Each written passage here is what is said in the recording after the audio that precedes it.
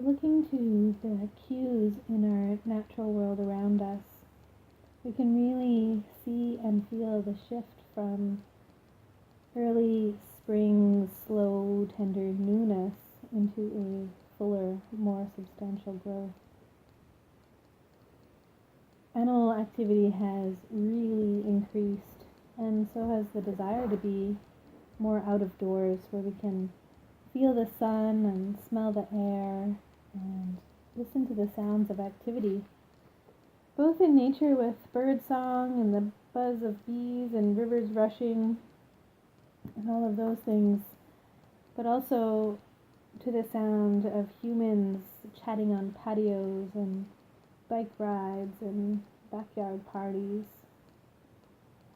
So this all holds, active growth energy for us to tap into. And it can seem rather suddenly available in a big way. And with Beltane just passing on May 1st, there's still an air of attraction available too. So again, we see this reflected in the natural world as, frogs and birds and pollinating trees or seeking companions for creation. And humans become, often more flirtatious and alive in those senses as, scarves and coats are exchanged for skirts and t-shirts and light, fun, pretty things. So we've now passed the halfway point between spring equinox and summer solstice. And at this time of year really lends itself energetically to bringing our seeds of intentions into full fruition. So just like our vegetable gardens, we can probably see some real growth and change afoot. And much may very well be on its way towards its readiness. So if you're thinking about the intentions or the seeds that you planted in the beginning, and just taking a look at what's happening. And sometimes it might not even feel like obvious and direct growth, but you can still sense that there's a shift or a change and a sudden sort of surge or influx. And of course, solstice time is a time full of readiness and fullness, and harvest begins. So if we're looking at our intentions with that sort of seasonal timeline, kind of really heading into that last bit of real growth energy before the fruits of our labors begin to bloom.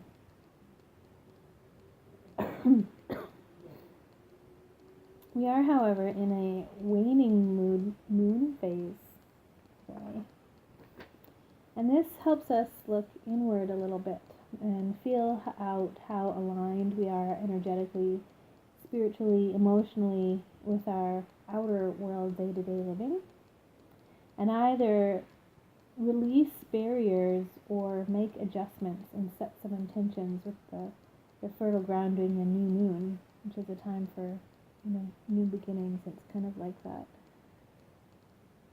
post-winter solstice time. So even though we have all this outward expansion and growth, because the moon is bringing this sort of waning phase, we can take a bit of time to look inwards and make any adjustments that we need and set any intentions for course correcting. And on May 15th, which is also when the new moon is, we have some really big celestial events that also play out in our day-to-day experiences. Uranus, often thought of as a change maker, is shifting from 8 years in Aries to another 8 years in Taurus. So this may feel like a transformation from one way of being and relating to ourselves and our world into a brand new way of being and relating. It might feel like a time to reinvent yourself, or to finally heal dynamics or patterns into something more supportive. So I don't know about you, but if you look back at your past 8 years and think of like, okay, there's a change time coming for another 8 years. You know, it's kind of a big deal when you're not aware of it, but then if you're aware of it, you can really kind of work with that and be like, okay, what's afoot? What's changing? What can I, use that energy for and growth energy for? So being really mindful and conscious of how that relates in your day to day. And also on that day, the same day, May 15th, there's a shift of the planet Mars moving into Aquarius, and it will stay there until November, which is a longer time, I guess, than its usual time period, because it's going to go into there, and then there's a bit of a retrograde period as well.